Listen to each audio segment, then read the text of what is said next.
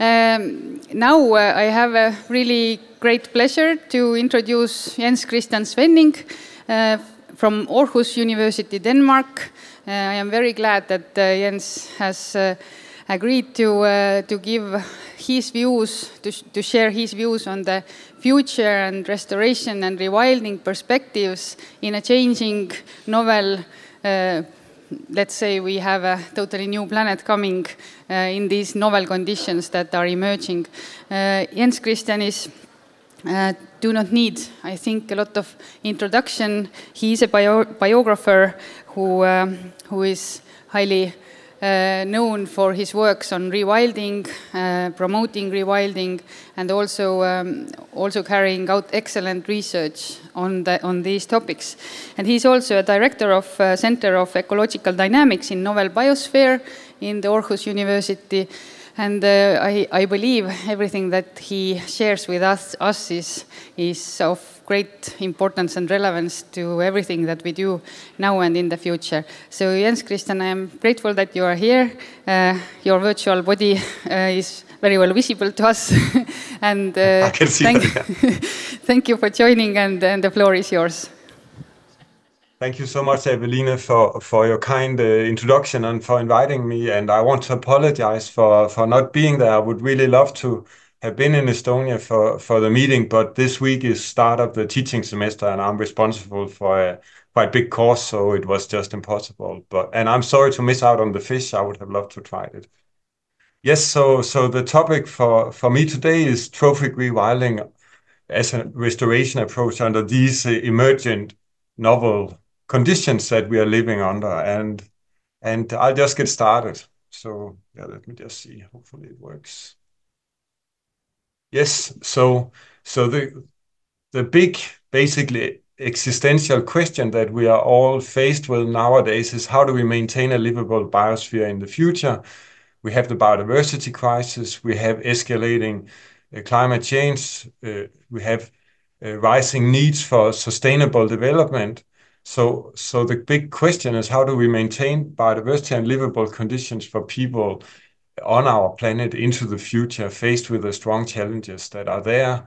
And it's very clear that we need some kind of Earth system stewardship, and pretty urgently, to avoid really negative situations, as highlighted, for example, in this classical figure here, developed by a famous team of climate scientists. The good news, I would say, is that we know what to do overall. It's very clear that we need to limit greenhouse gas emissions all that we can, because the high-end climate scenarios, actually even the moderate ones, are really not nice. It's also clear that we need to upscale and upgrade space for nature. And the upscale, certainly if you think about the biodiversity crisis, you can look at the figure here, just illustrates the classical species-area relationship, which is super pervasive and unavoidable. There's lots of noise in ecological patterns and relations, but the species-area relation is super strong, and there's no doubt that we cannot maintain Earth's biodiversity at a high level unless there's a lot of space that will function for biodiversity. But there's also massive co-benefits for doing this. For climate, there's a strong climate, you can say, benefit from having large spaces for nature, and of course also for people in terms of quality of life. There's also a lot of support for that. Also very actively, of course, we have to work on maintaining and improving human livelihoods and well-being all over, in interplay, of course, with securing free democracies around the world, which we, of course, cannot take for granted. And this is an interaction that is very central. If that fails, I think everything will fail. So that's super important. But today I will focus on the upgrading side of things, and I would argue that to a large extent you can equal this upgrading that we need of spaces for nature with rewilding. Rewilding can be defined as restoration to promote self-regulating complex ecosystems through, on the one side, restoring non-human ecological factors and processes, and on the other side, reducing human control and pressure. So it has these two sides.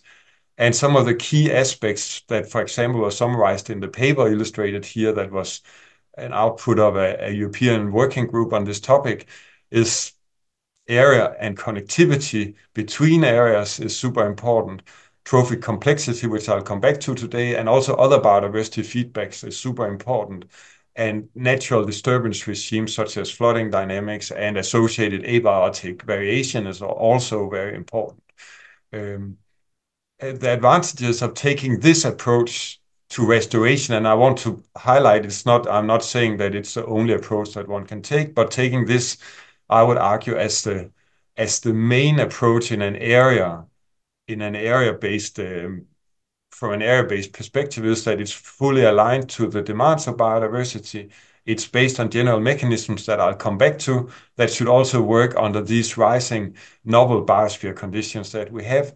It's not focused on fixed states. It allows dynamic change, and we are forced into accepting that is also natural, but we're faced with even more change than is normal right now. And it's also at the other side of that coin, it's expected to promote resilience.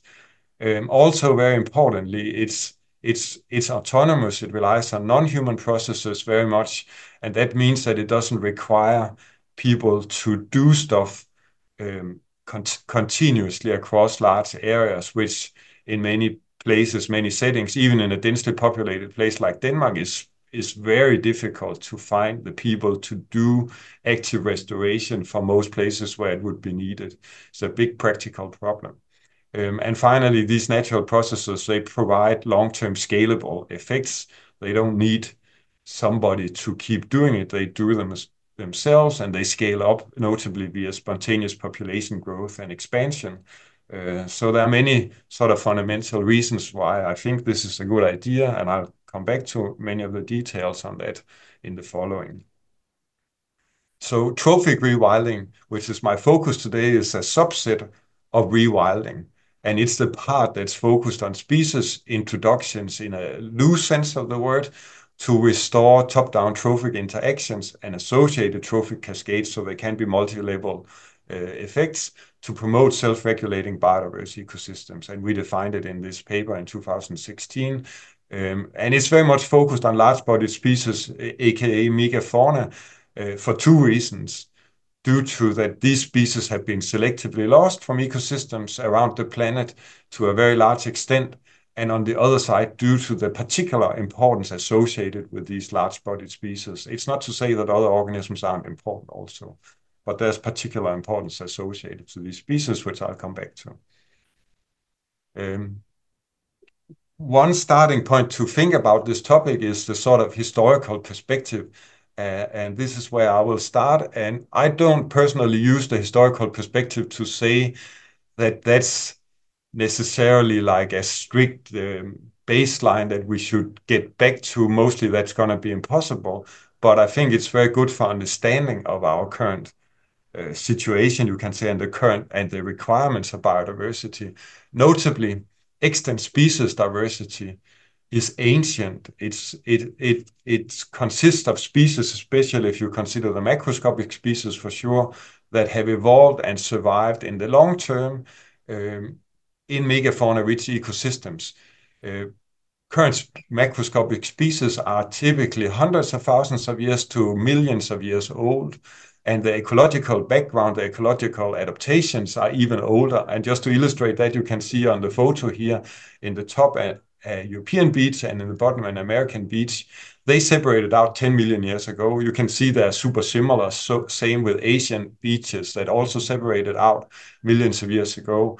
And they have been studied in detail because they are ecologically important and important for forestry, and they are super similar ecologically. So the key characteristics of being a beach goes back more than 10 million years. And that's good to have in mind. And overall, we can say the key ecological characteristics for long-term evolution and survival of current biodiversity have been 100% space for nature. Most of the species' lifetimes have been before any kind of significant cultural landscape.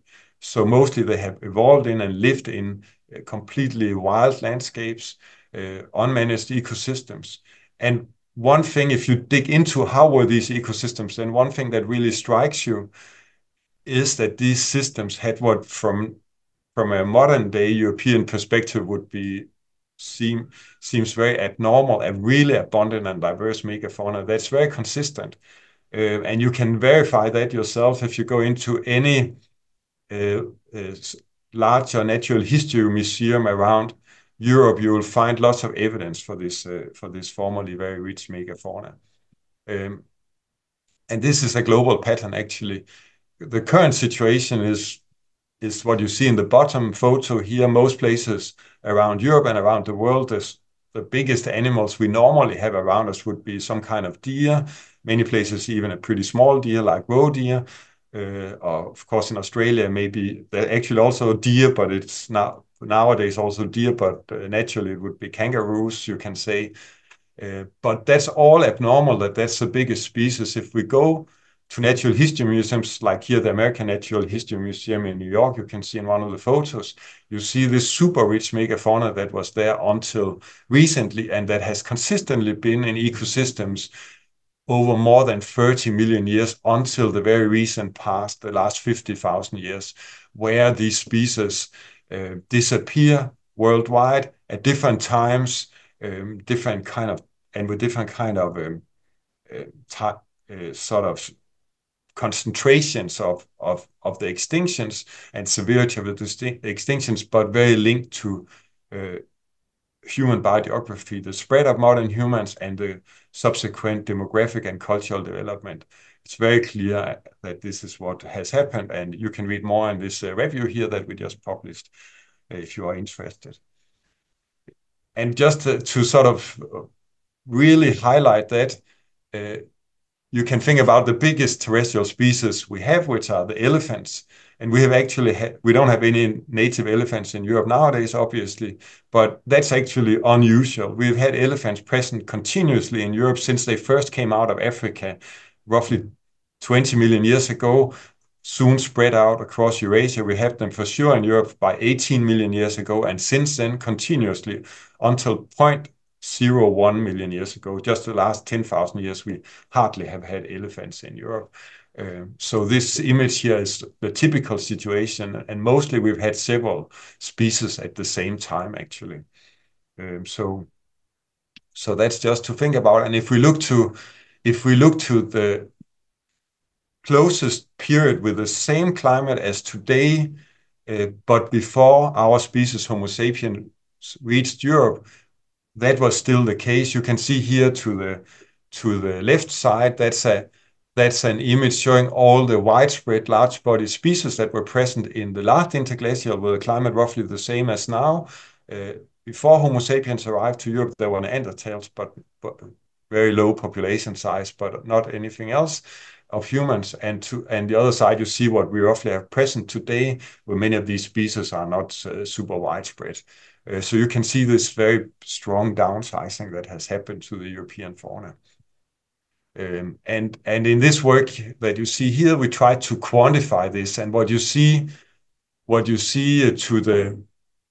in the top row is estimated species richness in the top left, and estimated community biomass based on allometric relations, estimated based on present day situations around the world, and then linked back via trade estimates to extinct species, also estimated community biomass for the last interglacial in the top, and then for natural areas, not agricultural land and so on, in the bottom for Europe, and with the same scale. So you can again see species richness is super reduced and estimated community biomass is super reduced. If you look at community biomass, the current estimate is roughly these 600 kilos per square kilometer, and that aligns super. That's what you find also if you tally up based on field data. This is macroecological estimates, but it's very similar to field estimates. And the top is this staggering 19 ton per square kilometer. And that seems very wild, but that's actually very similar to what you get in intact African protected areas of similar productivity as in Europe, and it's also what you get actually in European rewilding areas where there's no population control done on the animals. So there's kind of empirical verification of these numbers. So very big difference. Some other summary metrics here. I just want to highlight what you see on the image here is the loss in estimated vegetation consumption from this big reduction in the fauna, and of course most of that biomass was herbivorous species, and we estimate how much of their diet for the different species was vegetation, and you can compute the estimated loss in vegetation consumption. Again, this is for purely natural areas, you can say, not considering what people do in any way, but very strong decline, and you can see the numbers here. It's an average decline of at least 80%. I think it's a conservative figure, decline in vegetation consumption. So these are macroecological estimates, sort of as a complementary perspective. We've also been looking into direct data on how was the vegetation actually structured in the last interglacial in Europe. This was a big European collaboration with a lot of palynologists from around Europe, and it was led by my PhD student Elena Pierce as part of a European Marie Curie training network. So we got all these nearly 100 interglacial pollen records together, and we analyzed them with state-of-the-art modeling, something that's called the REVEALS modeling approach, where you are able to convert pollen percentages basically to aerial coverage, taking into account different pollen productivity between different plants and different pollen dispersal between plants, and it gives you better aerial cover estimates. So we did that for 2 phases of the last interglacial, actually removing the early pioneer phase and the late decline phase. So this is all kind of optimal climate similar to today, but split into a kind of an early phase and a late phase. Both of these are thousands of years long. And then we classified the different taxa into indicators of really open vegetation. You can see the different taxa here. And light woodland, that would be species that depend on open, semi-open conditions for the regeneration and are not able to do so in classical small gaps in closed forest. And then finally, species that are either themselves tall, shade-giving trees, or certain light-demanding trees that can coexist in closed forest with these because either tolerance of really wet conditions, in particular Alnus, and very fast growth in small gaps, particular Fraxinus. So that was to be conservative. We counted those in the closed forest, and you can see here variability in the coverage of open vegetation in the top and light woodland, sometimes very substantial. You can see also very heterogeneous. If we tally this up for different sort of biome regions of Europe, and you can just focus out here on the temperate region to the left and the 2 phases again, then you have open vegetation in yellow and this light woodland in light green. You can see in the early phase that's altogether very dominant, and in the late phase it's still 50% of the vegetation. So you do get closed forest with shade trees, but you get a lot of very substantial amounts of open vegetation and light woodland, and this is for the temperate lowland situation. If you go to Mediterranean, there's even more of really open vegetation. If you go to the subarctic, even more of the really open vegetation. If you go to the mountainous alpine region, you get more of the closed vegetation.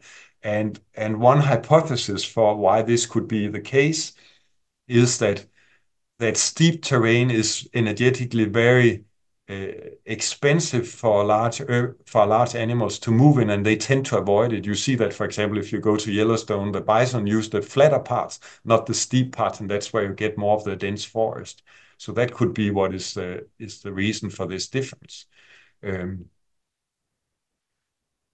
these here are some reconstructions, artistic reconstructions we did based on these results to illustrate what they what they look like, really working very carefully with the artist to try and get it as precise as possible relative to the data. Just to have that in mind next time you think about how a forest naturally would look like. The next part that I want to talk about is general ecological mechanisms in trophic rewilding. And this image here sums up the general idea.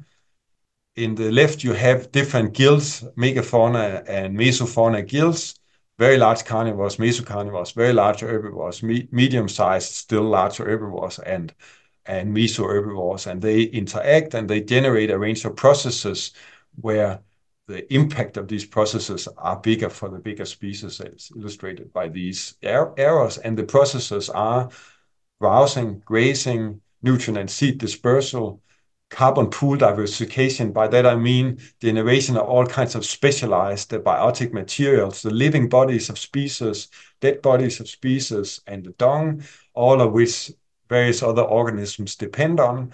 I'll come back to that. And non-trophic disturbances, of course, also like erosion processes and so on.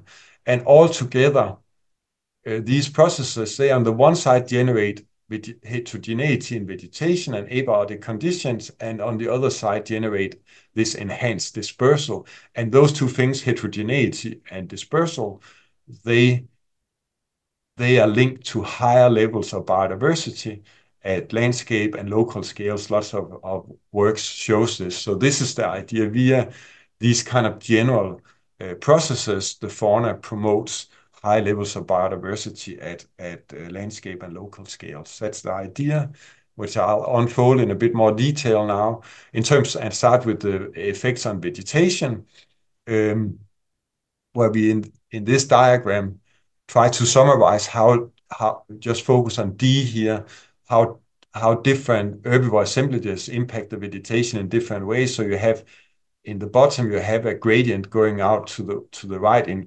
faunal complexity from left, what we often have today with just some roe deer and smaller herbivores, to the far right, where you basically have elephants and bison and so on.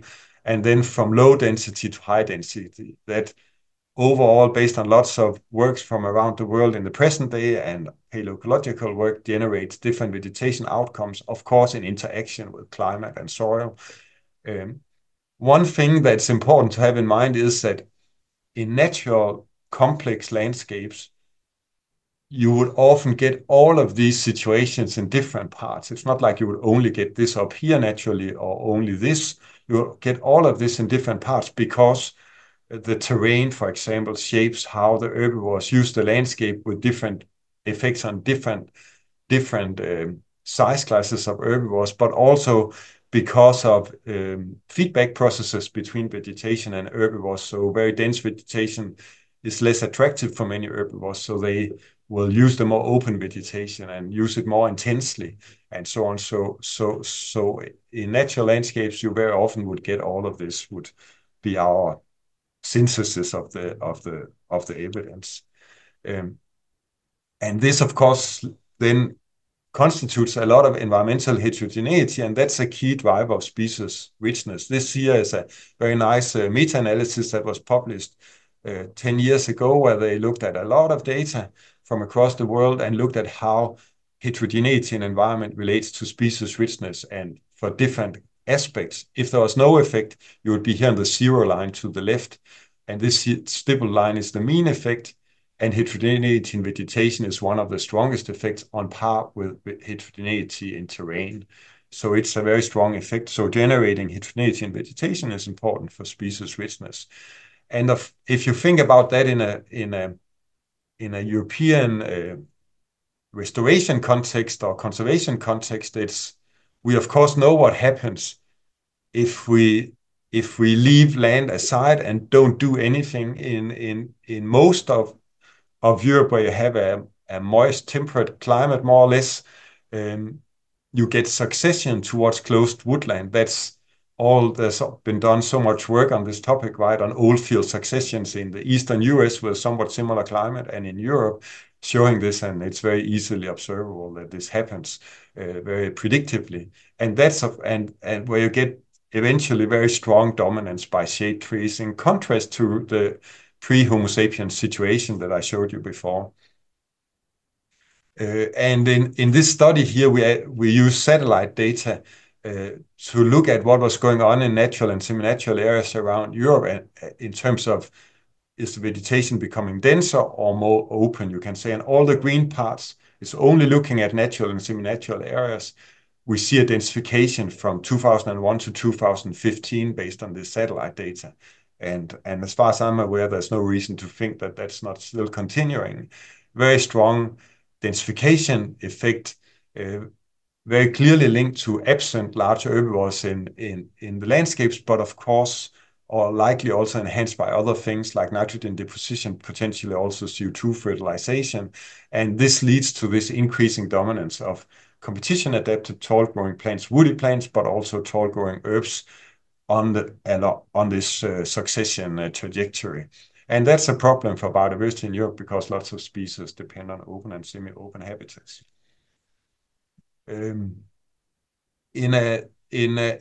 Related to this issue on how does the megafauna affect vegetation and other aspects of the ecosystems, trying to really pull together the empirical data. We recently published a meta-analysis based on nearly 300 global studies, and you can see the distribution here.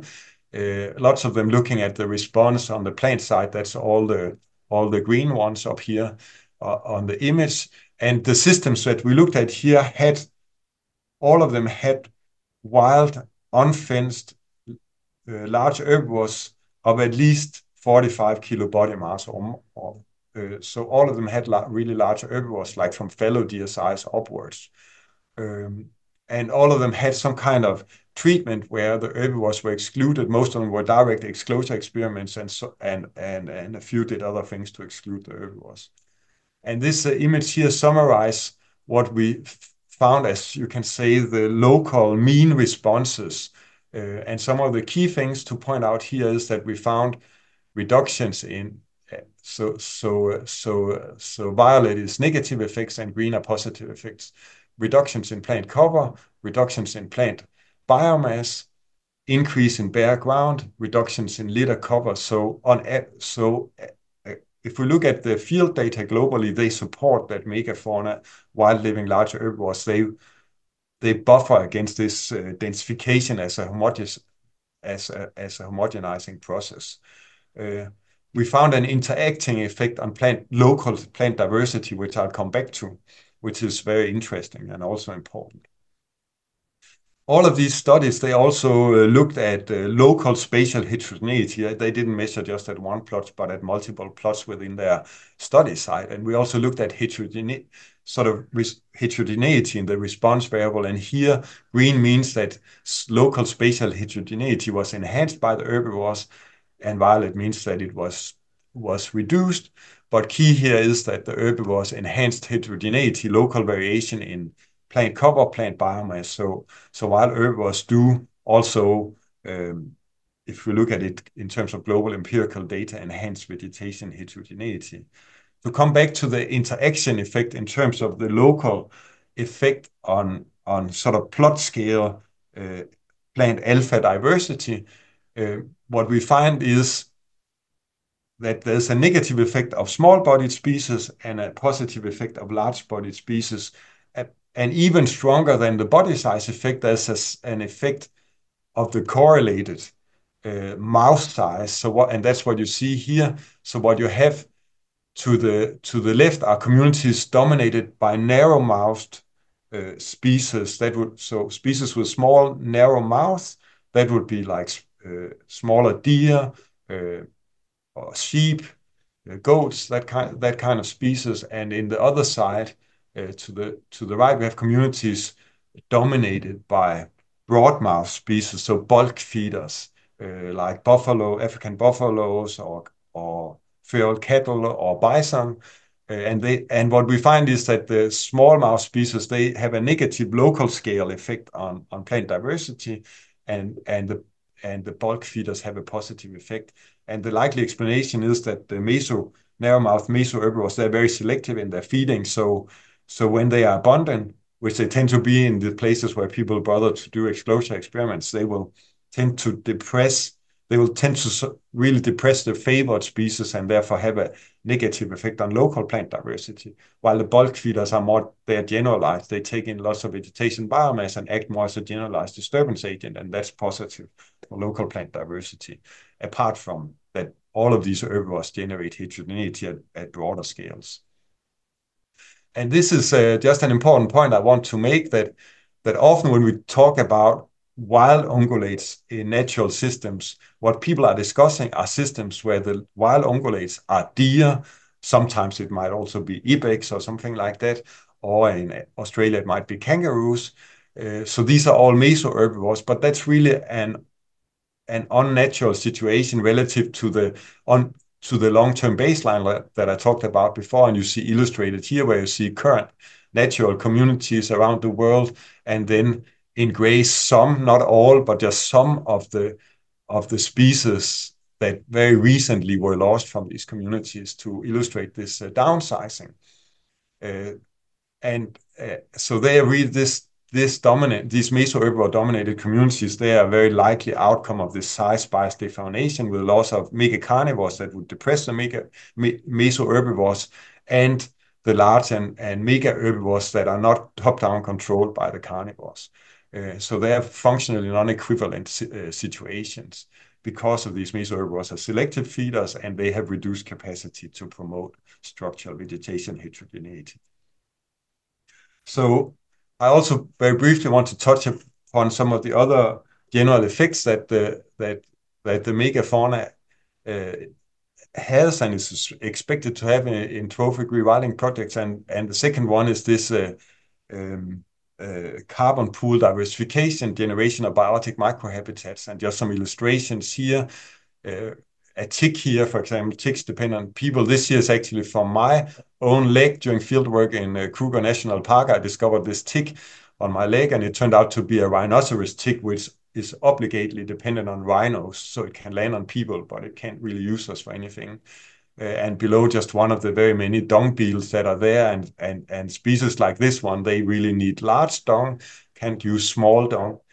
So they also dependent on this megafauna. And I want to point out that actually this dung beetle is well represented in last interglacial dung beetle findings from Great Britain, where they have a tradition for studying fossil dung beetles, or fossil beetles in general. So it apparently was common before the megafauna extinction.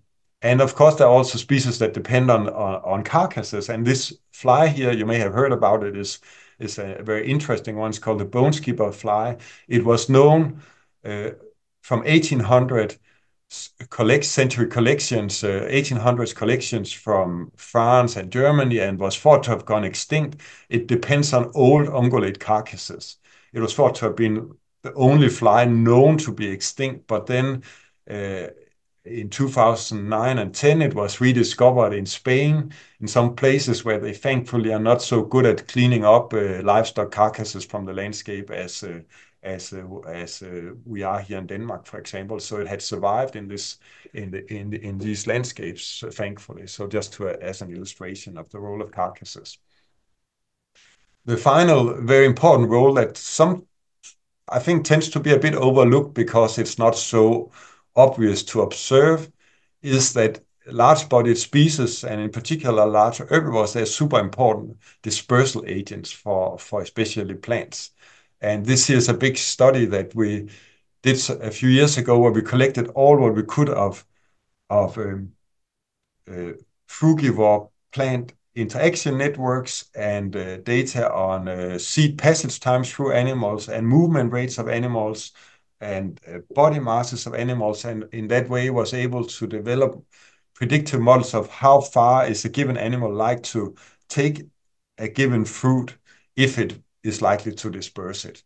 And what we find is this very strong relation here with body mass, that the bigger bodied species take the seeds that they disperse much longer than the smaller species. And this is looking across mammals and birds. So in sort of the daily movement, the large-bodied herbivores are even more important for large scale dispersal than birds. But of course, birds can take seeds to islands and stuff like that. That's not what we looked at here.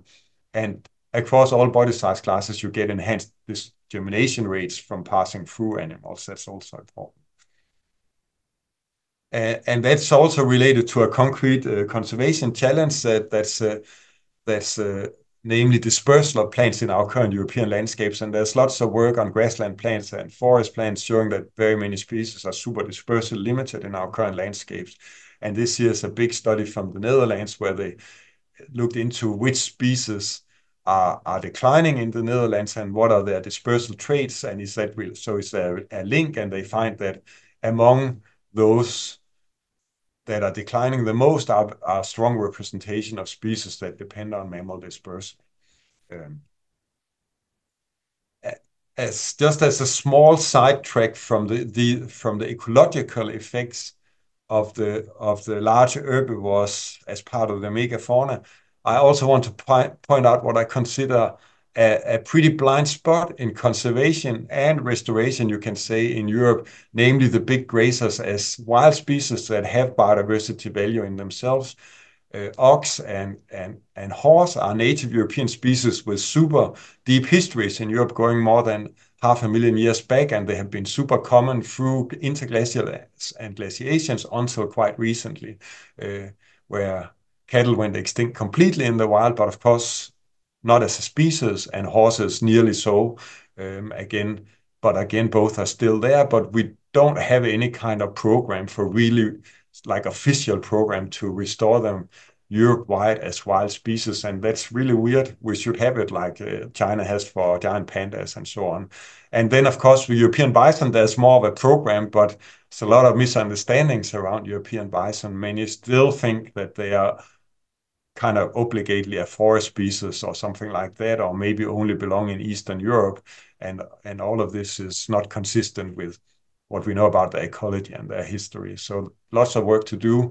Yeah, and by the way, if you're curious about how some of the youngest never domesticated wild horses lived in northwestern Europe, you can see this study that we just published based on a really impressive horse find in Jutland from 5,000 years ago, and some similar aged northern German finds. And well, what we find is that they lived completely like horses in rewilding projects do today, mainly a grazer, but also a flexible species that sometimes browse.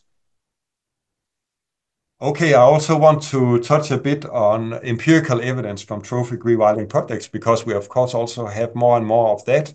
This here is, for example, from a Danish project with semi-feral horses and cattle. And what you see here to the left is result of what is going on with plant diversity in this rewilding project across a set of different kinds of exclosures, full exclosures where the herbivores don't have access, exclosures but where there's done mowing, and then seasonal exclosures where the herbivores as part of the rewilding project only have access summer and winter, or they have full access year round. And this is plant diversity at plot scale, and you can see that you get higher plant diversity where the herbivores have access. And over here we look at the proportional representation of nationally rare plant species in the plots, and again you can see they do better where the herbivores have access. Sample size here is not great, but nevertheless, the patterns are pretty clear.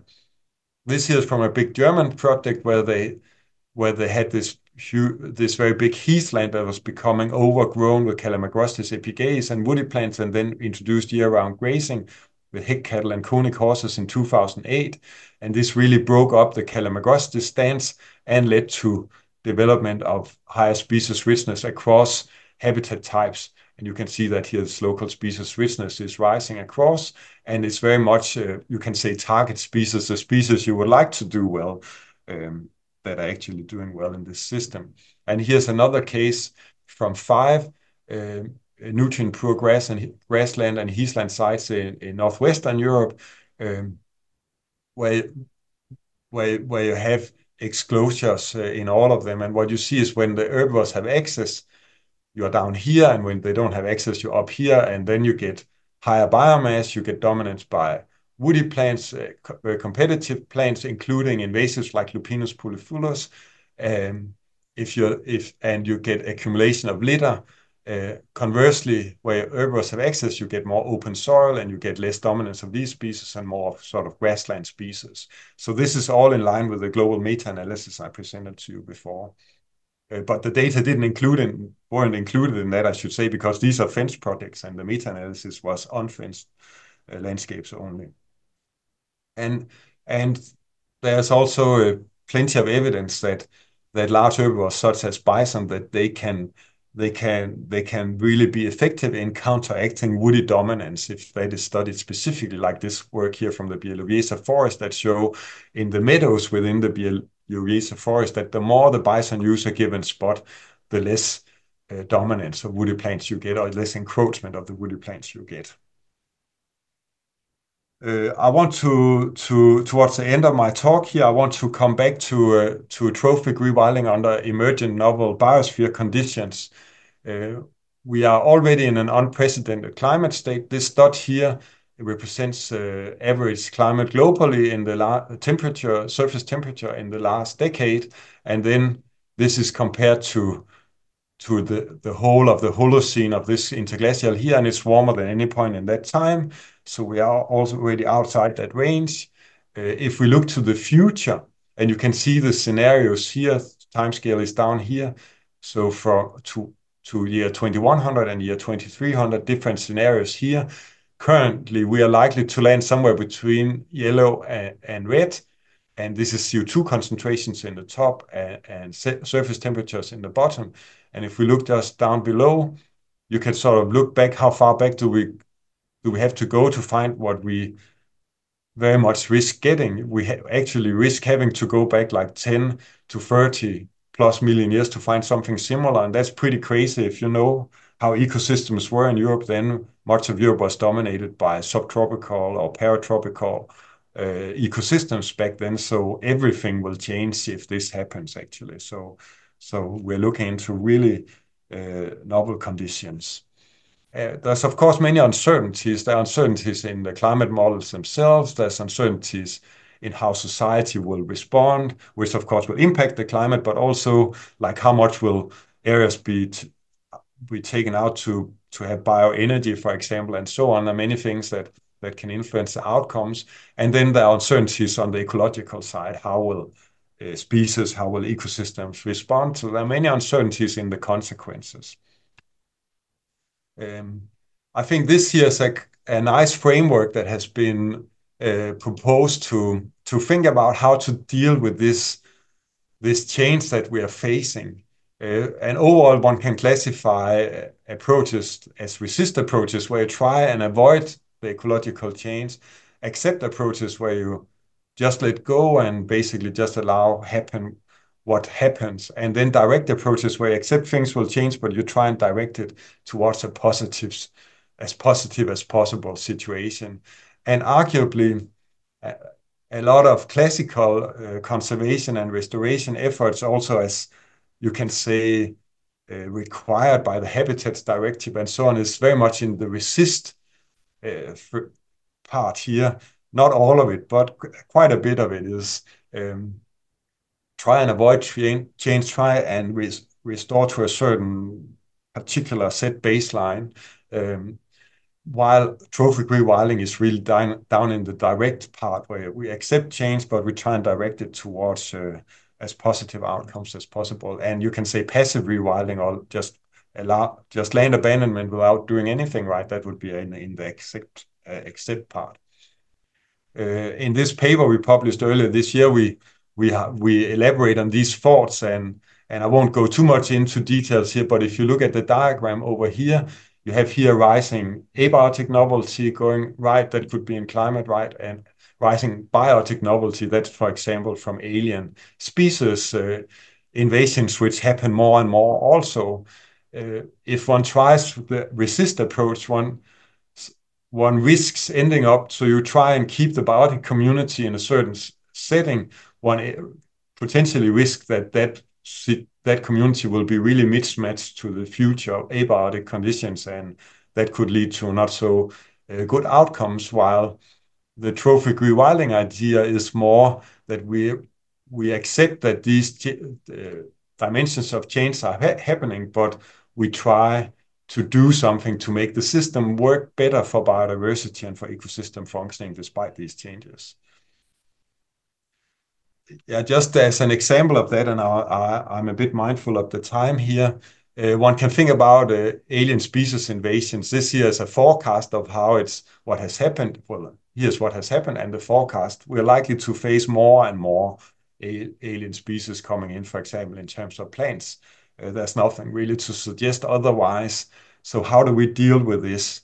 And I found, and one idea is that there's been a lot of work trying to predict which plants become invasive, and that's very hard. But nevertheless, there's a clear tendency for invasive plants to be, especially those that are really invasive, to be characterized by fast growth functional traits. And associated to that, they're also likely to have reduced defense traits. And actually, that predicts that they should be sensitive to herbivory. So that suggests that trophic rewilding could actually help managing the situation around alien plant dominance, at least, not presence, but dominance. And we looked at that in a big study based on really a lot of vegetation plots from across India, from natural areas in India. And you can just focus down on the panel in the red box here. So we looked at sites located at different climatic productivities, and then we looked at, for each of these settings, does high biomass of large-bodied herbivores from like Indian wild ox called gaur and upwards rhinos, elephants, when we have high biomass of those, does that lead to a reduction in alien species cover, invasive plant species cover to be precise? And we see at medium productivities, these effect sizes, they do lead to a clear effect on reducing alien species cover. If it's super dry, like arid, or super wet, like tropical rainforest, there's not such strong an effect or no effect sometimes. But in the medium productivity, similar to what we have in Europe, you can say there's a clear effect. And vice versa, there's actually a positive effect on native species richness, which is up here in the same sites. Another thing I briefly wanted to touch on also is, does it matter for the effects on vegetation and ecosystems broadly whether the herbivores in the system are strictly locally native or not? Because that's often a discussion point. You can see, for example, feral cattle here. Feral cattle in North America is often very negatively perceived, and there's lots of discussion around feral horses around the world, both where they are actually native, where they are recently native, but currently was extinct exterminated in prehistoric times, and where they're completely non-native.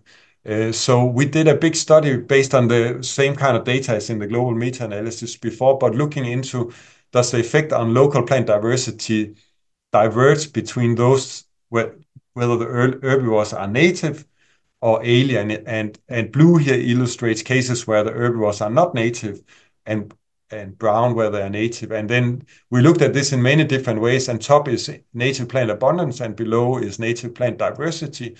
And then different ways of looking at the non-natives, whether they're all introduced, those that are classified as invasive or feral. But the take home is that we couldn't find any signal that nativeness matters for these big species. There was simply no signal. We really dug into the data as much as we could to look for a signal, but that was really not possible to find one. Yeah, and this again here is just to sum up the idea of trophic rewilding as a direct approach that if you look at future situations for biodiversity or ecosystem functionality without rewilding actions, we expect biodiversity would often decline, system functionality would decline from climate change pressures, from alien species invasions. But with trophic rewilding processes and potentially other rewilding processes, we can at least make the situation better for biodiversity and for ecosystem functionality. It doesn't mean that it can necessarily remain at the level that we have now that depends on climate pressure, for example, but at least be better. That's the idea. And then just to sum up, overall, there's a strong need and scope for upscaling and upgrading space for nature. The scope, for example, lies in dietary change, so revising how we do agriculture and so on. There's a key role for trophic rewilding in doing this at the scales needed, and the large herbivores are super important here. Not to say that carnivores aren't important, but large herbivores are super important because of their direct interaction with the vegetation in particular. And the key ways that this works is that they enhance biodiversity value and actually climate resilience in wild and semi-wild systems by promoting heterogeneity in vegetation and soil, by generating biotic microhabitats and enhancing plant dispersal, which will help plants also deal with climate change pressures, for example. And there's much empirical evidence actually from trophic rewilding or rewilding-like projects. And again, these are general mechanisms, and that's what can make one optimistic that they can also work under future novel biosphere conditions. And with that, I'm ready to take questions, and I would like to thank you for your attention and my many collaborators and support team and funders and so on. Thank you. Thank you so much, Jens Christian. Some people are already running to their sessions. I'm sorry, but we do take two questions, please. Thank you for such an amazing talk. Meanwhile, do we have questions for Jens Christian? Yes.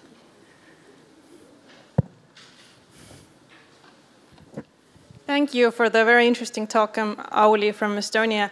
I was wondering if you could comment on predators.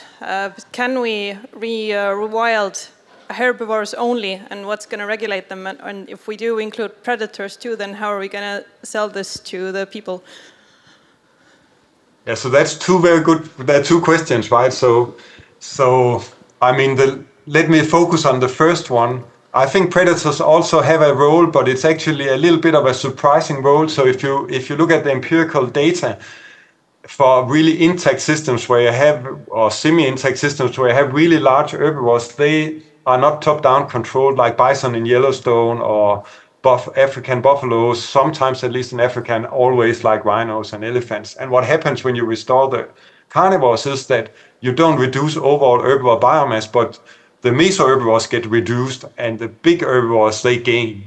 This is, for example, what happened in Yellowstone. The elk or the red deer declined and the bison went completely up after the wolves were reintroduced. And of course, that has functional consequences like I talked about. So the carnivores are important.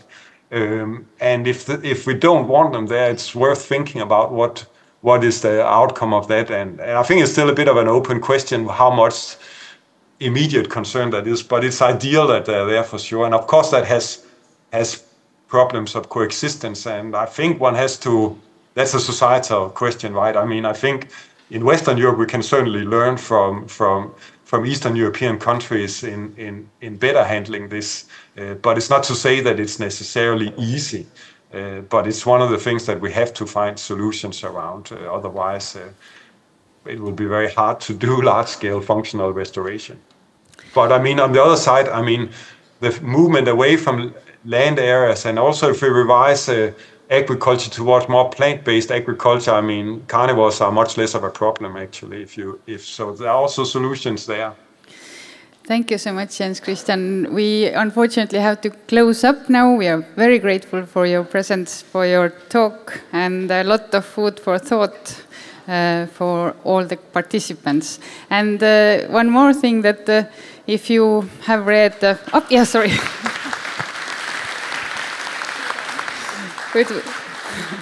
Thank you. Now I will comment it later. Run now, please. Yes, enjoy.